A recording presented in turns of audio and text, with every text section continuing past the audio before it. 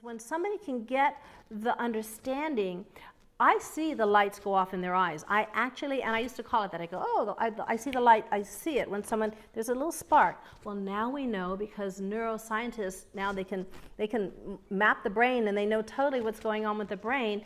There's a part of your brain, and it's right here, it's right above your right ear. It's called the anterior superior temporal gyrus. And what now the neuroscientists have discovered is that when somebody gets an insight, when they get a metaphor, this part of your brain sends out a burst of gamma waves, 30 milliseconds before you even are conscious of getting it, what I call getting it. And gamma waves are the highest frequency that the brain emits. And so now, I mean, I've been doing this for years and years, but now the scientists are mapping it and they're saying, yeah, that's really what's going on. And so the light that I'm seeing is the light that comes, it's the electrical charge that comes from the anterior superior temporal gyrus. So that's all exciting for me. But to get to, and why I use metaphor, is that oftentimes someone who's struggling, they have developed this side of their brain so profoundly, they're so smart and rational and analytical, and so the part of themselves that's hanging on to this eating disorder like nobody's business is already, it's like it's got a gazillion defenses. But if I come in with a story, if I come in with imagery, I'm coming into this side of the brain, and this is the side of the brain where new neural connections can be made. This is how come total complete recovery is possible. Neuroscientists, it's really only been the last 5-10 years. They're saying our brains are plastic. You're making new neural connections till the day you die. And the way it kind of looks is, it's kind of cool, because now you can see it. I've watched some of the footage. So what it looks like when a new a neural connection is being made, it's like say you have like these two neurons, and it's like little twigs, like a bud will come off of one and a bud will come off of the other, and then boom, they connect, and then two more connect, and then two more, and then two more, and next thing you know, you have a full-on superhighway where there used to be just like a little trail. And that neuron that was connected over here, it's like this is my non-scientific language, sorry folks, but that's the only way I can describe it. There's sticky stuff that anchors it down, and it looks a little to me like a gecko's foot. It has like a little suction thing. But there's only so much sticky stuff that's available, so when the new neural connection is being made, the old one gets released. So now they can see in the brain what recovery looks like. It's a very real thing. So I'm going to tell you my very favorite metaphor, and it's my favorite metaphor just because I've gotten emails and letters from people all around the world that say this is their favorite metaphor, so now it's my favorite metaphor. And I'll break it down for you afterwards to kind of tell you what I'm doing with this. I didn't know I was doing it. When I remember I was sitting across from a client and I was trying to explain to her about recovery, and she wasn't getting it, and then the imagery came to me.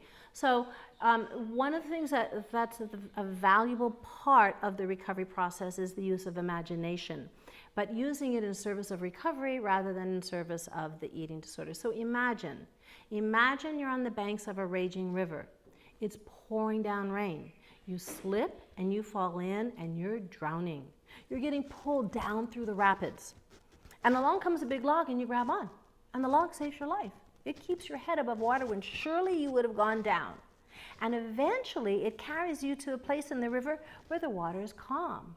And from there you can see the riverbanks, but you can't get there because of the log. So the irony is the very thing that just saved your life is getting in the way of you getting where you want to go in life. This is the eating disorder. Make no mistake about it. It has served a function, a very important function, and it would behoove you and all of us to find out what that function is. Now, to make it more complicated though, there's always someone on the riverbank going, let go of the log, let go of the log. And you feel like an absolute idiot because you can't let go of that log. Well, the way I see it is letting go of that log may not be the best thing to do initially.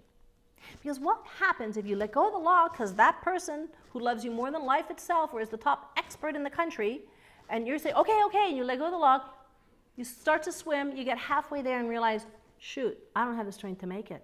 I don't have the strength and confidence to make it. That means you don't have the strength to make it back to the log either, and you're really sunk.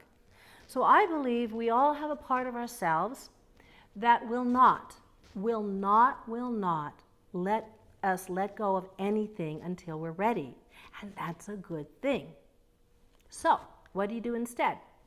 Well, you let go of the log and you practice treading water. And when you get tired, you grab back on. Then you let go of the log and you try floating. And when you start to sink, you grab back on. Then you let go of the log and you swim around it once, grab back on. Twice, grab back on. 10 times, 100 times, 200 times, whatever it takes to have the strength and confidence to make it to shore. Then you let go of the log. Why? Because it has no function any longer. And so this is what we do at iPono. We're all about helping someone find out, okay, in what way is your eating behavior, your food and fat obsessions, in what way is that keeping you afloat? And let's find out what, if you can get to what that is, and there's not 1,001 reasons. There's usually just a small handful of the regulars that show up over and over. If you can find that, then it's pointing you towards the skill set you need to develop. Maybe you're not very good at saying no, and so you need to learn how to create some boundaries in your life. Or maybe you're not good at saying yes, and you need to learn how to reach out and ask for the help you want. There's a number of skills that are essential for recovery, and if you can start to look at what the person is doing, it's going to show you exactly what those skills need to be.